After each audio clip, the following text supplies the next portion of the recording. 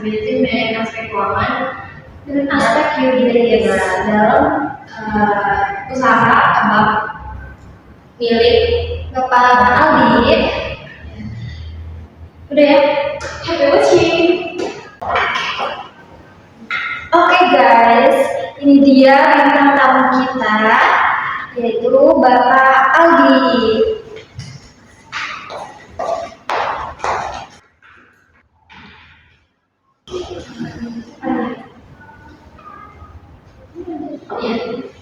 Biar gak kemalu aja. Sebelum perkenalan, nama saya Novi, saya mahasiswa pendidikan ekonomi dan ini anak saya. Ya, di sini kita ada tugas untuk luasnya kuliah studi karakter Indonesia yang berkenal. Mungkin dari pertanyaan pertama ya, apa sih atau gimana sih proses perizinan usaha seperti nomor induk usaha sama surat izin usaha pertama, apakah ada kesulitan atau tidak? Kalau masalah perizinan ya, kalau itu nggak ada kesulitan. Cuman kalau perizinan itu syaratnya ya harus KTP, gitu, RT, RW setempat. Dari situ kita maunya kemana, mau ke kecamatan atau ke kelurahan. Kalau abang ini sampai ke kelurahan, gitu ya, sampai ke kelurahan. Terus dari situ kita foto semua produknya, apanya dikasih, baru dapat surat izinnya, gitu. Berarti kalau kayak itu udah terdaftar ya di Udah terdaftar. sananya. Udah terdaftar dari pemerintah, udah ada. Terus kayak misalnya apa ya, pajaknya gitu, itu ada apa sih, terkena pajak nggak sih kayak usaha kayak ini? Kalau pajak kena, cuman itu hitungannya tahunan ya, tahunan. Jadi cuman 0,11% aja sih, gitu. Jadi kalau PPN-nya, pajaknya ya. Terus juga kayak misalnya nih kayak ada perjanjian antara karyawan sama abang sebagai pemilik, itu ada kontrak tertulisnya nggak sih atau kayak cuma apa ya, lewat ucapan doang kontraknya? Kalau usaha kayak gini mah cuman lewat ucapan aja, jadi nggak terlalu formal banget gitu ya, harus pakai tanda tangan, materai gitu. Terus ini mah ya dia masih nyaman atau masih betah bekerja sama saya gitu, sesuai dengan kemauan dia gitu ya, kemauan saya juga sama aja, sampai berapa tahun juga ya, apa ibaratnya tetap kerja sama saya, usaha terus sama saya gitu. Sumpamanya dia, oh bang saya mau riset, saya mau buka sendiri, saya persilakan gitu. Terus kayak ada nggak sih sebelum buka usaha ini nih kayak analisis mengenai dampak lingkungannya, kayak sampahnya, atau di sebelum membuka tuh, oh ini kayak sampahnya harus dibawa pulang deh, nggak boleh diberserakan kayak gitu? Itu emang mesti ya, mesti dan harus itu ya, soalnya kan sampah itu nggak boleh sampah pribadi gitu ya, sampah dari dagang itu, sisa dagang itu harus dibawa pulang, dimasukin kantong plastik, terus buang ke tempat sampahnya gitu. Jadi nggak sembarangan gitu. Iya sih, berarti emang amdalnya tuh udah sesuai ya? Sesuai, jadi kita harus siap sampahnya itunya harus kita bawa pulang. Iya, kalau Fitri mau tanya, dalam permodalan, biasa permodalan gitu Bapak ada tantangannya enggak? Kalau permodalan itu pasti ada tantangannya. Dalam modal itu ya kan kita jangka panjang nih. Iya. Kalau modal utamanya itu ya minimal kita harus punya budget di atas 20 lah gitu. Itu antisipasi ya gitu. Jadi kalau modal emang harus siap gitu, nggak mesti yang sedikit atau gimana gitu. Itu cuman buat antisipasi aja sih 20 juta itu gitu. Kalau umpamanya kita ada kendala, kita punya cadangan. Kalau modal sendiri, Bapak modal sendiri atau boleh minjam kayak di bank gitu? Kalau pertama modal sendiri ya, modal sendiri. Terus kalau mau nambah cabang lagi, Iya. itu pribadi saya itu baru ngambil pinjaman dari BRI gitu. Jadi kurnya itu cuma sedikit bunganya itu, jadi membantulah bagi pedagang gitu. Apa ya? Kan tadi ada tantangannya. Kalau misalnya tantangan kayak gitu gimana sih kayak ngatasinya atau strategi langkah-langkah mengatasi hal tersebut? Kalau usaha mah ya tantangannya kita mencari pelanggannya ke satu, kedua kita ini supaya produk kita ini supaya diterima gitu kita harus memberi yang terbaik lah gitu ya kan, nggak mesti asal-asalan atau gimana dari segi bahannya ya kan, dari kualitas bahannya, terus dari harganya juga harus terjangkau, itu satu, harus terjangkau, soalnya kan kita bukan ngambil kalangan tengah ke atas, kita dari tengah ke bawah gitu aja sih tantangannya mah. Biasanya kan kalau kayak gini kan suka ada target pasarnya Pak. Target pasarnya siapa aja sih, kayak tadi kan menengah ke bawah. Nah itu menengah ke bawah itu kriterianya kayak apa? Kalau menengah ke bawah itu ya model kita satu ya, penduduk dari situ kita dagangnya kan minimal yaitu dari anak sekolah.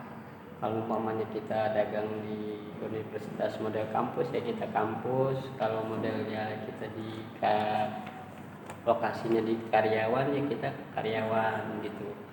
Cuman kalau pedagangnya itu nggak mesti patokan oh ini karyawan aja atau kampus aja, enggak, jadi semua kalangan kita cakup gitu. Semua kalangan bisa dicakup. Cakup iya.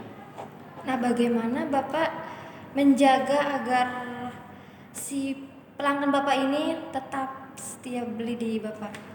Ya kita usahakan ya, kita harus pertama ya kita harus ramah ya kan, modal utama gitu harus ramah, senyum gitu ya kan, kita harus kualitas dagang kita ya harus dijaga ya, umpamanya produknya, rasanya ya kan, sama harganya juga harus stabil gitu, nggak ada gangguan atau gimana gitu, nggak naik turun gitu, jadi gitu.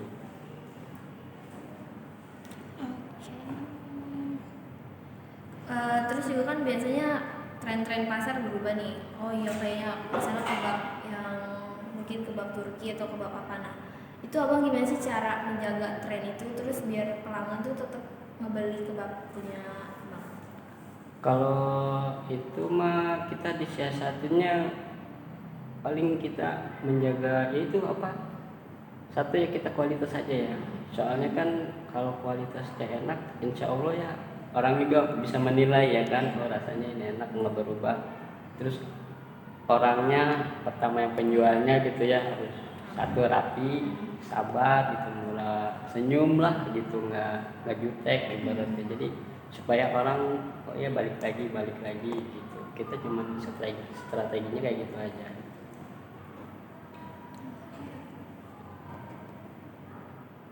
Kayak misalnya nih apa kan ada beberapa cabang kan, terus SDM yang mungkin sumber daya manusianya itu ada pelatihan dulu nggak sih? Pasti ada. Ada pelatihan. Soalnya kalau kita nggak dilatih dulu, dia kan belum tahu ya, terus belum tahu lapangannya, terus dia juga belum tahu ibaratnya masaknya ya kan, harusnya gimana kita harus belajarin dulu deh, kita ajarin dulu gitu, minimal training itu sebulan.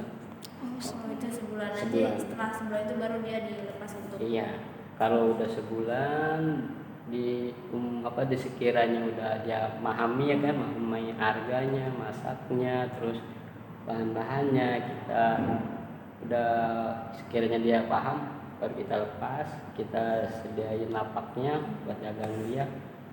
Cuman sebulan aja sih, emang harus ada pelatihan gitu. Ya kayak komunikasi antara abang sebagai pemilik sama berapa karyawan yang ada di cabang, itu gimana sih ngejaga komunikasinya biar tetap lancar terus tidak ada miskomunikasi?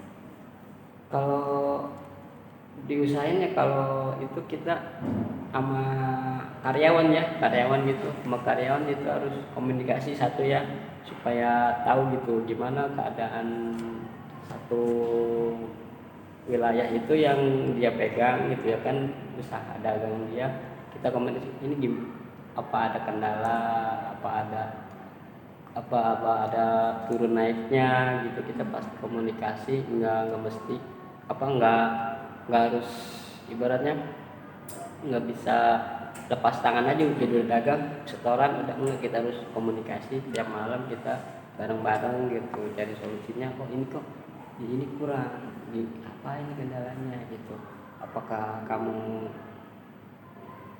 kotor atau gimana bajunya gitu ya kan, nggak rapi atau orangnya segan atau gimana, itu kita bareng-bareng sharing gitu. Bapak kan nih jualan di kampus ya. Sedangkan kalau kampus tuh Sabtu Minggu libur. Nah, apakah Bapak tetap berjualan atau memang libur? Misal liburnya itu ada liburnya nggak dalam 1 minggu? Kalau libur, kalau abang sih enggak ya, kalau libur mah enggak. Soalnya kenapa enggak libur? Soalnya abang ini nge-backup. Kalau nge-backup itu kan otomatis kalau ada yang karyawan abang sakit ya kan, atau dia minta izin, abang itu kalau di kampus mah minggu itu libur, minggu libur. Cuman kalau ke tempat lain itu enggak, soalnya nge-backup dia gitu. Sama mau nanya lagi nih, mungkin ini sensitif ya Bang. Iya. Kalau per hari itu kira-kira bisa mencapai berapa omsetnya? Kalau di kampus ya, Iya. kalau di kampus itu rata-ratanya itu ya bersihnya ya sekitar 800 lah, 800 ribuan. Bersihnya 800. Itu kotornya. Oh. Kalau bersihnya itu kalau udah belanja apa-apa ya minimal dapat 300 lah bersihnya gitu. Soalnya udah belanja, ya kan beli ini, abang juga makan, jajan gitu ya kan. Paling kita nyisihin itu kalau sehari paling 300 gitu. Kalau karyawannya di upahnya per hari atau Per hari. Jadi kita bagi hasil. Oh, bagi hasil. Bagi hasil. Ada yang itu kan kita dari awal kita nanya, kamu mau bagi hasil apa mau gajian bulanan ya kan, kita gimana karyawannya maunya gitu. Jadi supaya dia enak, saya juga enak gitu. Oh iya. Kalau misalkan kan sekarang bahan-bahan pada naik tuh ya, naik. Nah, Bapak ini menaikkan harga atau mengurangi mengurangi Apa ya? jumlah mengurangi isinya gitu yang ada di kebab itu. Jadi kalau bahan naik mungkin kita naikin harga ya, cuman nggak terlalu besar ya, nggak tentunya paling kita ngambil dari yang umpamanya 15.000 kita naikin cuma 1.000 aja gitu. Jadi kalau ngurangin kualitas rasanya nggak mungkin ya, karena takutnya kedepannya efek panjangnya gitu ya kan, bisa gulung tikar. Iya kan, kita jaga kualitas, mending kita naikin harga 1.000 aja udah gitu, nggak terlalu banyak gitu. Oke Bapak, terima kasih sekali lagi, terima kasih sudah bisa meluangkan waktu untuk kami tanya-tanya wawancara. Mungkin sudah segitu saja, cukup pertemuan kita hari ini. Ya, intinya makasih banyak untuk sudah meluangkan waktunya hari ini. Terus juga kalau misalnya kita ada kesalahan atau kurang-kurang dalam pertanyaan atau pertanyaan mungkin individual, maksudnya pertanyaan yang individual terus yang pertanyaan lebih dekat itu mohon maaf ya, karena kita juga ini merupakan tugas. Ya makasih ya Bang. Sama-sama. Ya guys, mungkin segitu saja pertemuan kita hari ini. Sampai jumpa di video-video selanjutnya. Bye bye.